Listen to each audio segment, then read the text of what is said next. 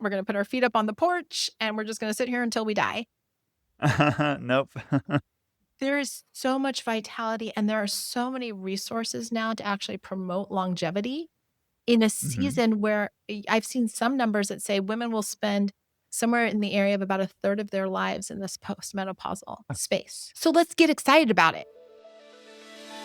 Welcome to the Get Your Marriage On podcast. I'm your host, Dan Purcell, a Christian marriage and intimacy expert and coach. I'm on a mission to help couples have the best sex and most emotionally intimate marriages possible. Our episodes cover topics you've always wondered about and are packed with practical advice designed to help you take your marriage to the next level. Women's bodies and brains undergo large changes during puberty, childbirth, and menopause. Just like how sexuality hasn't been talked about much in previous generations, at least not in a positive light, menopause also hasn't been talked about very much yet. Just pretty much all women in their 40s and 50s and beyond experience this wonderful and natural change in their lifetime. This might be a bit funny coming from a dude to do an episode about menopause, but I'm really curious about this amazing natural process that women undergo. Part of my curiosity, I admit, is fueled by questions in our private Facebook group asking about it. I admit with a little bit of humor that most of the comments are from husbands desperate for answers, wondering where their wife's libido went after she experiences menopause symptoms. We'll address this question among many others in this episode. So I reached out to my friend and fellow marriage and sex coach, Alisa DiLorenzo. She and her husband, Tony, are the hosts of the incredible One Extraordinary Marriage podcast and the author of several books. Alisa is very knowledgeable about menopause and is here to answer many of your questions. A few times a year, we open the doors to our men's and women's small group coaching programs. These are limited to just 6 to 10 men or women, and we meet weekly for 12 weeks. It's intensive and designed for individuals that want to do a deep dive into intimacy and sexuality in their most important relationship, their marriage, with others, men and women, in their respective groups in a confidential and upbeat setting. The coaching that you get is invaluable. In fact, here's what one man emailed me yesterday who just recently graduated from our most recent cohort that just wrapped up last week. He says, "I want to express just how transformative this experience has been for me. I've participated in countless programs over the years and various Christian-based resources, but nothing has come close to the impact of this course. After 22 years of marriage, I had grown increasingly hopeless that a solution existed. Most other programs left me feeling more discouraged, and some even made things worse. But I kept searching, believing God wanted something better for me in my marriage. This program has been nothing short of a miracle. The safe, faith-filled, and deeply practical environment you've created allowed me to finally see what I've been missing. The group setting provided camaraderie and accountability, and the curriculum addressed the real issues that had kept me stuck for so long." End of quote. Remember, the next cohort starts May 6th for both our men's and our women's versions. You can learn more about the programs on our website at getyourmarriageon.com, as well as in the show notes below. Alisa, welcome to the Get Your Marriage On podcast. How are you today? I'm doing fantastic and I'm so happy to be here. Thank you. Good. I'm really looking forward to this conversation, and you're an expert in this specific domain. You teach other women about this and men, and I'm just, this is going to be a great conversation about what we're going to talk about. But first, I want to know of a time you yourself experienced the first symptoms of perimenopause. Oh my gosh. This is a little embarrassing on my side. So I was probably about 48 and I'm 50 now. So this is about a couple years ago. And Tony and I love to cuddle in bed. It's kind of one of the things we do. It's how we get our physical touch. And one night, unbeknownst to me, he tried to cuddle. And apparently I was in the middle of a night sweat, burning with fire. He gets close. I flail my arm down, smack him in the middle of the night. And I keep on sleeping. I have no idea that this has gone on. The Uh-huh. next morning, my incredibly understanding, wonderful husband just looks at me and he goes, "I think this might be the start of perimenopause." He goes, "'Cause you are hitting me in the middle of the night. You are like a dragon. I have no idea how hot you are, but you are like breathing fire in the middle of the night." Uh, And that's when I knew that I was definitely in this transition. and that I Uh-huh. had to get educated because I couldn't keep walloping my husband Right. and getting He away with wakes it. up with a black eye. Yeah. Uh-huh. Oh my gosh. It's still like, it's so cringy, to think that, like, completely unconscious, I'm flailing arms and hitting him upside the head. Uh-huh. So, what is perimenopause and what is menopause, and what do people mean by those two terms? So menopause itself is a journey. And some people will refer to it as the menopause journey. There is a point in time when a woman has gone 12 consecutive months without having a period. When that has Mhm. happened, she is considered in menopause. It's like a moment. If you can think about like a timeline, it's like the Uh-huh. dot in the middle of the timeline. Everything leading up to that, somewhere between probably age 35 or 40, she is in Uh-huh. perimenopause. That's when she may start experiencing symptoms, and I'll share them in a minute. And then after that transition point, she will either say she's in menopause or use the phrase postmenopause. A lot of times those are used Okay. interchangeably. Menopause itself is an event as part of the menopausal journey. Those Gotcha. symptoms, though, so often, I mean, I told you about my night sweats. A lot of women think hot flashes, night sweats, weight gain, but I've seen upwards to 40 plus different symptoms that can Uh-huh. be indicative of the menopause journey. Things like increased anxiety, depression, Mhm. mood swings. There's a reason we're all in our 40s crying at the Hallmark commercials because she's playing the car commercial. Some women will have skin issues, itchiness, dry skin. And, there will be those times where, I mean, I've had women that I've talked to have a sensation on their skin that almost feels like a rubber band or electric shock, which is just the Hmm. nerves being very sensitive.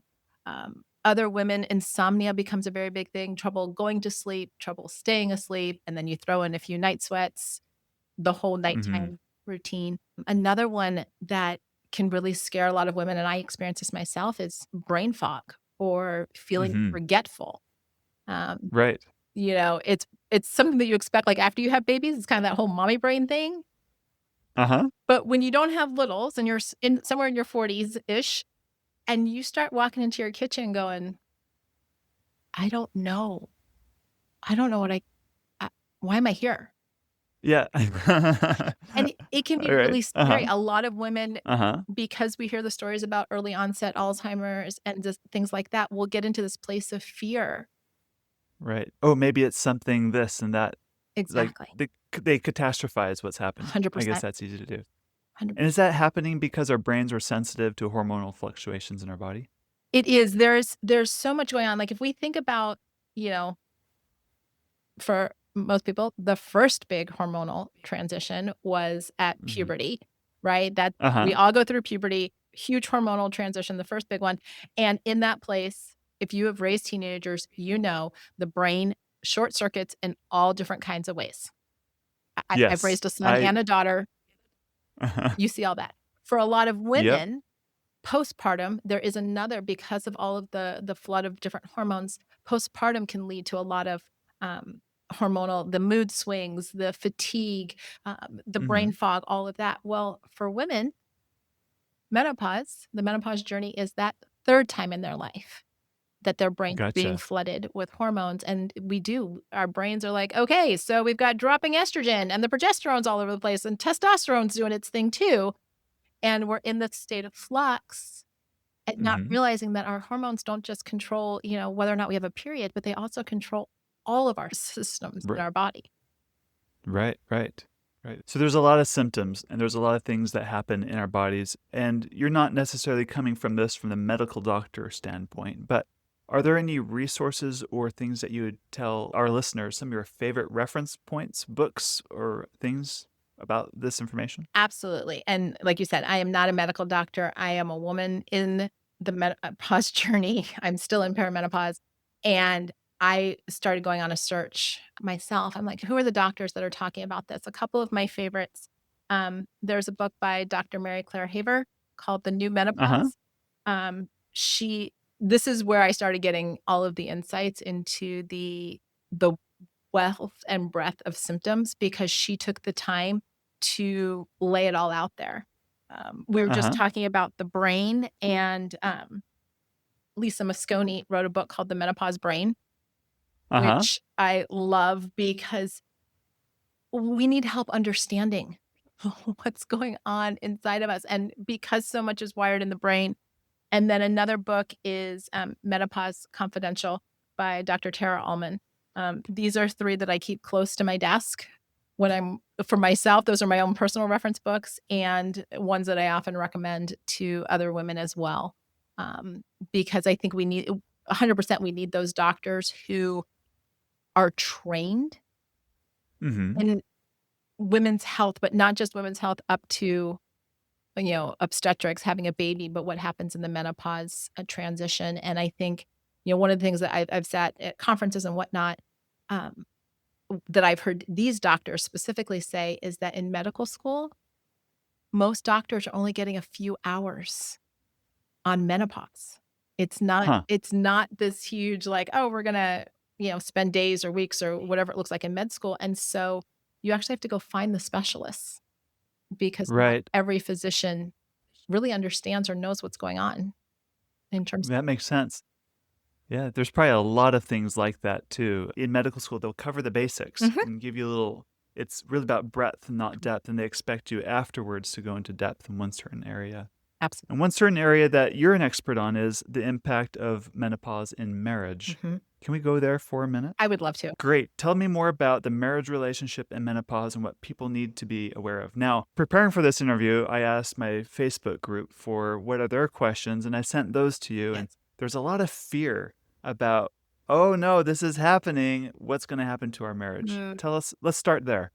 Well, I think a big part of the reason that there's so much fear is that we are of a generation where, by and large, our parents did not talk to us about big life transitions, right? Right. I've talked to so many Uh-huh. women who the only instruction they got from their mothers in regard to menopause was just you wait, just you wait. Uh-huh.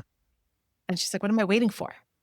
That's not comforting either. No, and so it perpetuates this fear, or there is this fear that our sex lives are gonna dry up, and we're just gonna be Mm-hmm. like, "Well, that was, at some point in time in our 40s, that was the last time we had sex, and We had a good run. That was it. that was it." Um, Uh-huh. and the reality is that, and we were just talking about this in regard to the brain, with all those hormones that are in a huge state of flux, there are a lot of husbands who have said to me, "Alisa, where did she go? Where's my wife?" Uh-huh. Because it feels Right. like they're with a different woman because she's dealing with all this. And sometimes I chuckle and say, "Well, your hormones are also doing a whole bunch of stuff right now." So we can get into this place where everybody's hormones are in flux Uh-huh. and the marriage feels a little shaky. Like, what's going Yeah. on? Are we gonna make it? Uh-huh. And there's actually, I'm sure you've heard the term gray divorce, the divorce phenomena of couples 20 plus years married. Mm-hmm. I think in a lot of cases, that is probably the result of hormonal fluctuations that haven't been addressed. Gotcha. It just Or the hormonal fluctuations is exposing things in the marriage that haven't been addressed Mhm. over the 20, 30 years they've been married. And because they haven't addressed those things that were easy to hide or lower priority before, now they're front and center and the couple doesn't have the tools to deal with them, or they choose not to deal with them, well, leading to things too. absolutely, and that's why, I'm grateful for you doing an episode like this just to start to normalize this conversation, because I think a lot of the fear, a lot of the worry about aging and marriage is that if we don't talk about these things, if we don't acknowledge, it's gonna happen to all of us. We are Right. all getting older. Our bodies are all Right. going to have hormonal fluctuations. I don't use the word always Right. very often. I feel pretty confident using it here. Yeah.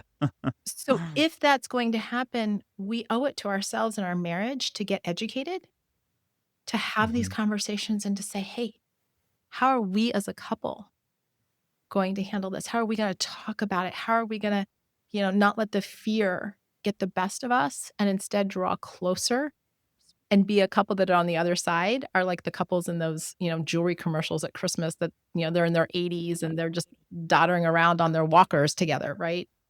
Right, right. Be that couple. So let's take a few scenarios Mhm. and let's walk through things that hopefully our listeners can help with. Let's take the first one where symptoms are happening. They both don't know what's really going on, other than that she just hates me all the time or whatever is going on, whatever it is. And it's perceived as a rejection. Mhm. What would you say to that couple? I think one for her is what I would say to the wife is you're aware something's shifting. You may not have the words for it because, the other thing too is that menopause isn't necessarily clinically diagnosed. There is research right now that's trying to, through blood tests and things like that. But for the most part, it's, what are your symptoms and how long has it been since your last period? That's why for Uh-huh. every woman that's ever gone into doc, when was your last period? Until you stop having them.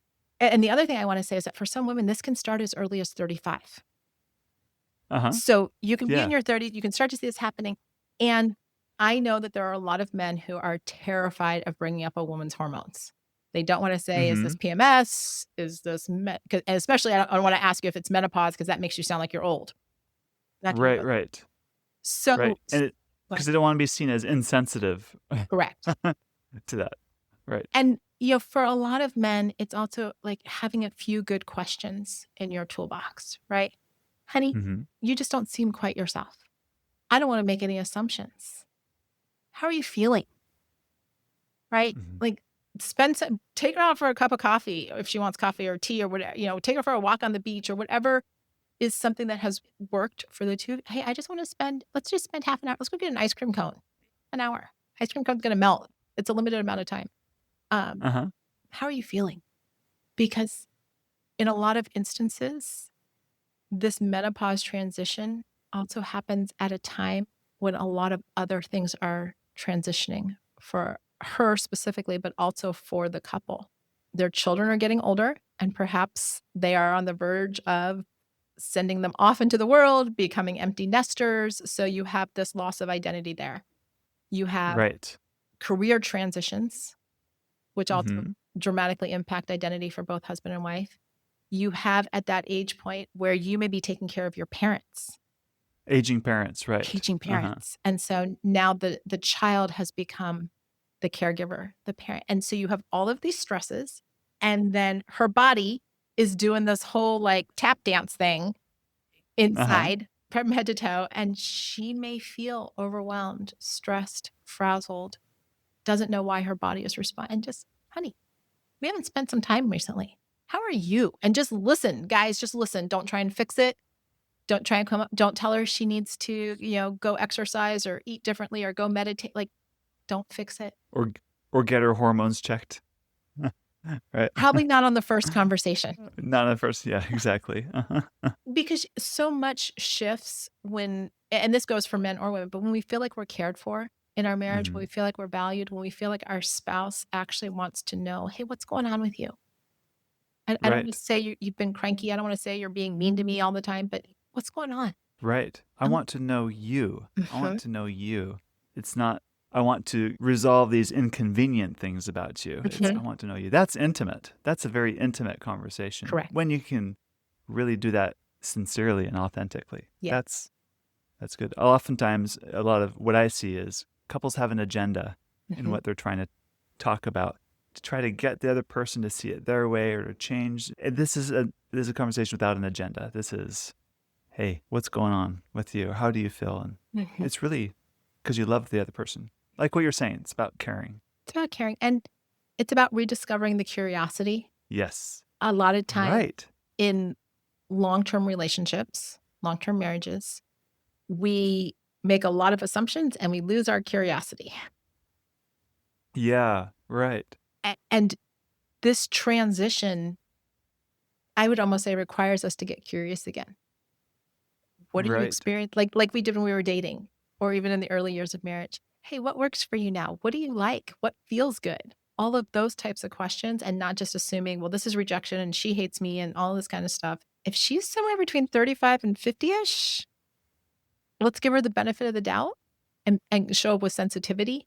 Uh huh. And potentially, and I will say this, if you guys have had some issues, you may actually need a marriage coach to help you navigate Yep. this conversation with grace and love, but also pulling it away from the two of you just having the conversation.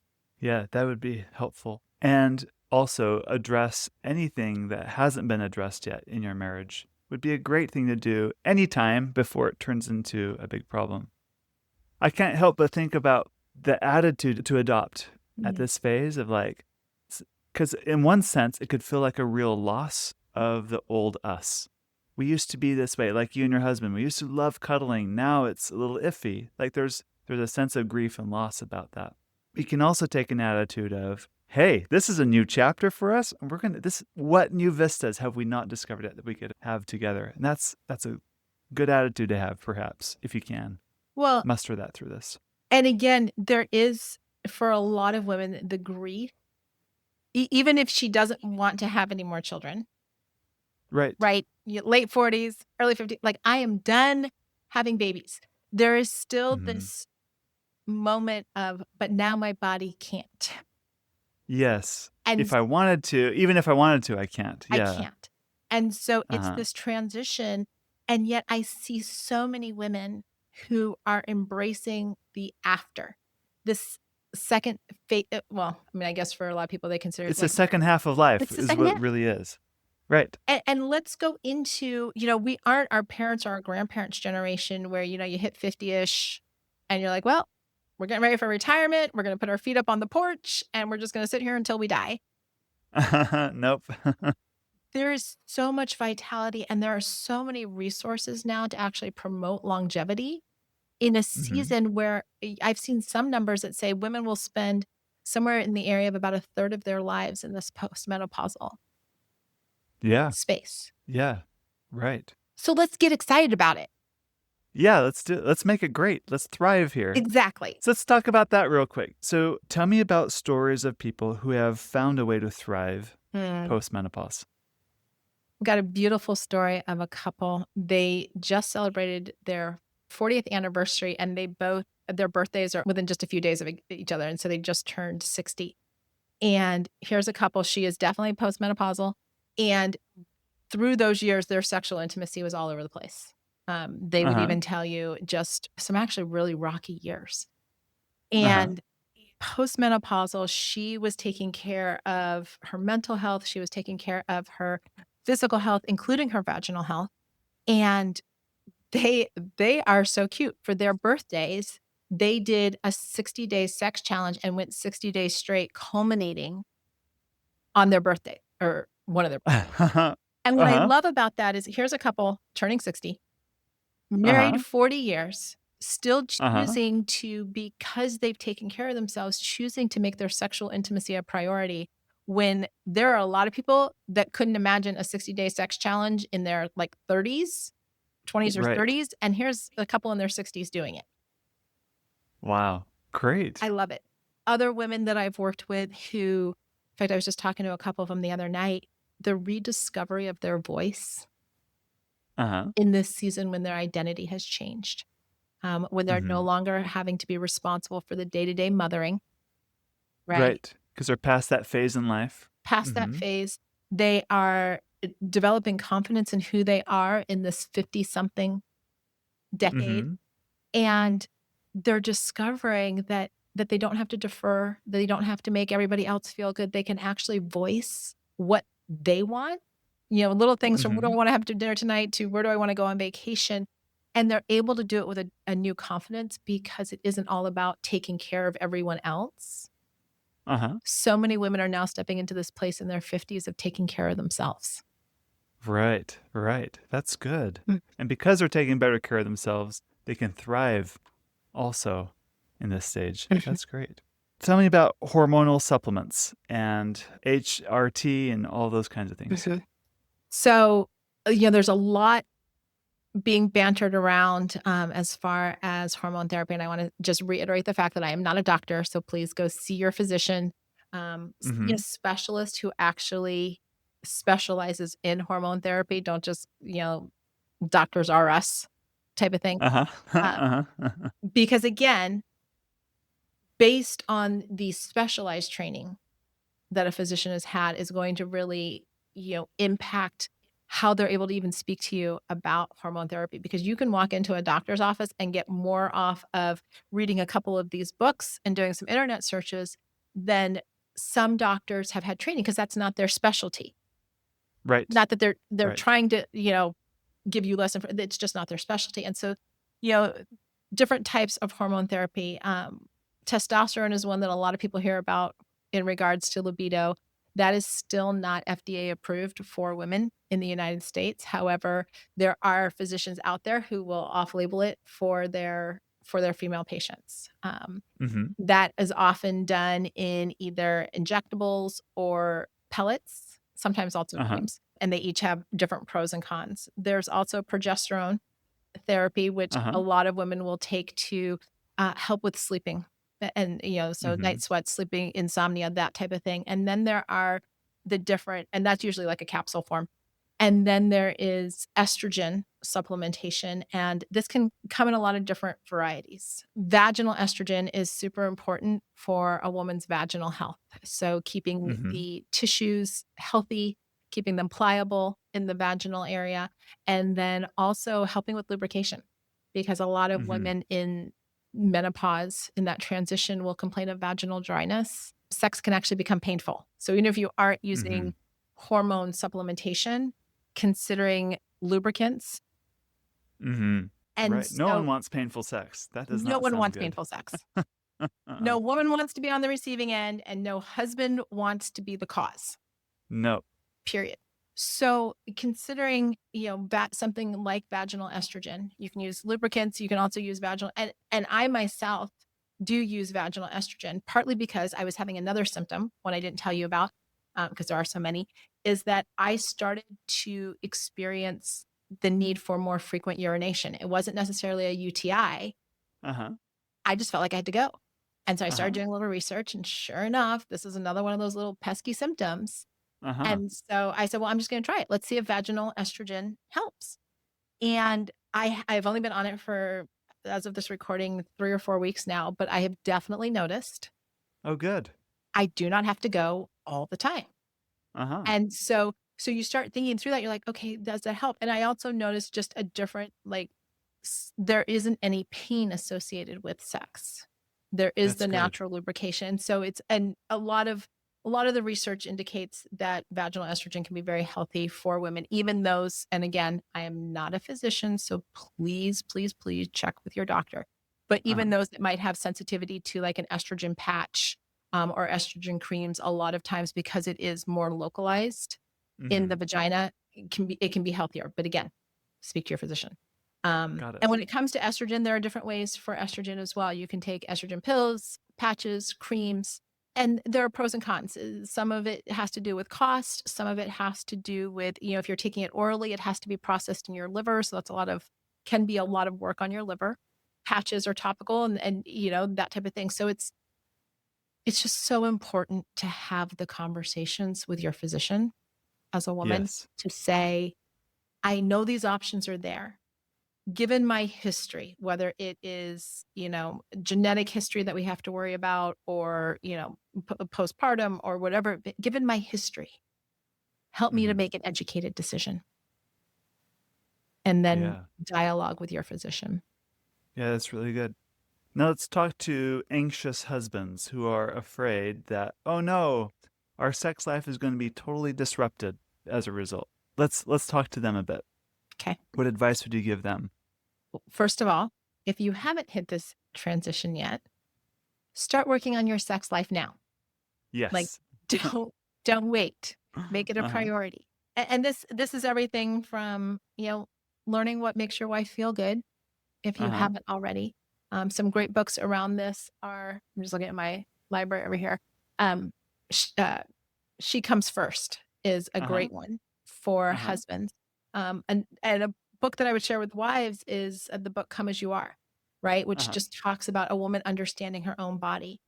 And then as things start to change, this is where, being able to have those conversations about your sexual intimacy, do it outside of your bedroom, because Uh-huh. we need to be having the talks about sex where you wanna have Uh-huh. sex. It does not go so well, unless it's All like, right. "Yeah, that was great." But it's having small conversations. It's not thinking that the sexual intimacy around menopause conversation is gonna be a single conversation. I will tell you that she is dealing with body image issues. So husbands, Mm-hmm. if you can build her up with your words, with your physical intimacy, the touches, the non-sexual touches, it will go a long way. She needs to know that that you value her and cherish her no matter what her body is doing, Right. right? That you're invested in her as a person, not the Mhm. sex she provides for you. That Correct. no one likes to be treated that way. And so be her cheerleader. Yeah. There are so many times that, if she loves little notes, if she's a flower girl and just loves, like, bring me a bouquet of flowers and just let me know that you were thinking about me. If she needs that time with you, so often what can happen is there is that sense of rejection, and so he'll retreat, Yes, he'll invest less. He'll invest less. right. Right, or And withdraw. Uh-huh. this is where a question like, "Hey, what are meaningful dates to you now? What are meaningful touches to you now?" You know, I love the word meaningful because it gets you away from, "Well, what do you like?" Yes. Right, I don't like meaningful anything. is good. Uh-huh. But meaningful starts to speak to the heart. "Honey, how can I touch you in a way that's meaningful right now?" Mhm. And, she might say, "I just need you to wrap your arms around me and tell me that we're gonna make it through this." Okay, well, Right. if if he's got an opportunity to touch her, that's a good thing. If he has an opportunity to comfort her, good thing. And that will lead to sex. It's just understanding that in this season, sexual intimacy is changing for both of you. Yes. I had a friend tell me that she was starting going through menopause and her sexual desire went down. And for her, having a great sexual relationship with her husband was something she was always really proud of. Mhm. And she was laying there with her husband, just grieving that it just isn't like how it was before. I don't have that kick in me Mhm. anymore like I used to. And it's the beginning of the end for us, and things are Mhm. winding down. And she married a man that's a little older than her too. So Okay. it's like that's also like a mix going through her mind. Mhm. Like statistics are in your favor. You're going to go first. And, Yeah. it's just all Aw. of it's going on. And he reached over to her and said, "Look, we love each other. We'll figure this out. It's okay." And Yeah. all of a sudden, she's like, "All right, I want to have sex right now." You're Good. We are like, good. good. Well, Take those clothes off right now. We're gonna get, like, it just meant so much to her that he was invested in her as a person, and it's not just about the sex. And that's the bigger picture I hope couples walk away from in their concerns and anxiousness about sex. Sometimes they're overly anxious. The anxiousness itself about it is just ruining things. Can you calm down a bit around that? well, and don't borrow worries that haven't happened yet, right? Yes, right. Don't get stressed. Like, if you've been doing well, Uh-huh. that it might change, but it doesn't mean you can't still do well. It might be, you know, a couple different things can happen to a wife during this season. A lot of women, kind of the more stereotypical situation is that she will see a decrease in her libido, and Mhm.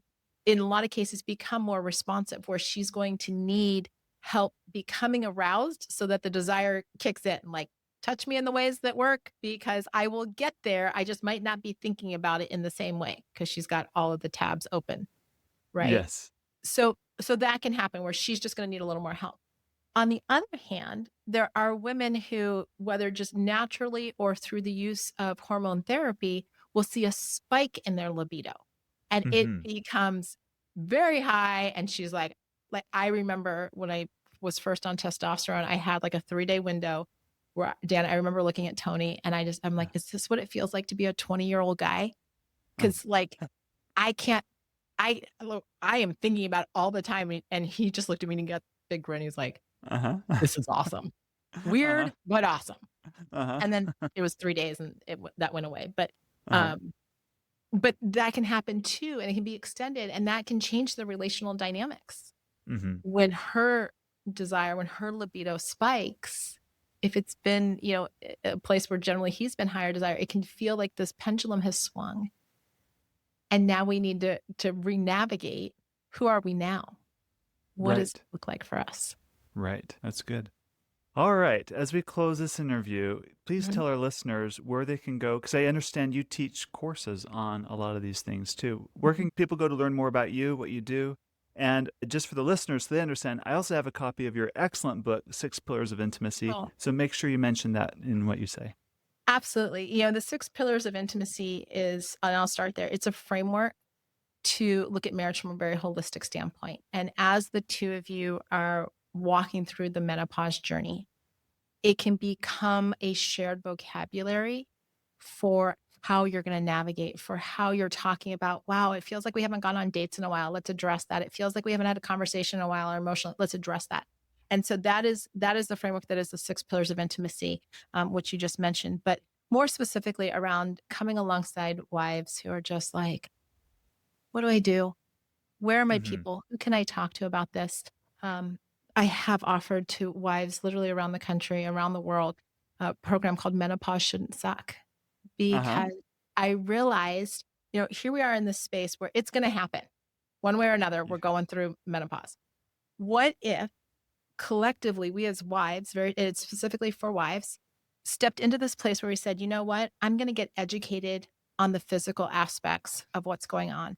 I'm going to understand what's happening with my emotions and why I'm all over the place. So it's not just like crazy train rolled into my house and Uh-huh. I can't hold, Right. and I really wanted to focus on the relational aspects, because Mm-hmm. it's one thing to know that you need to, people are saying take your 10,000 steps and eat 100 grams of protein a day. It's a whole different beast Mm-hmm. when we're married.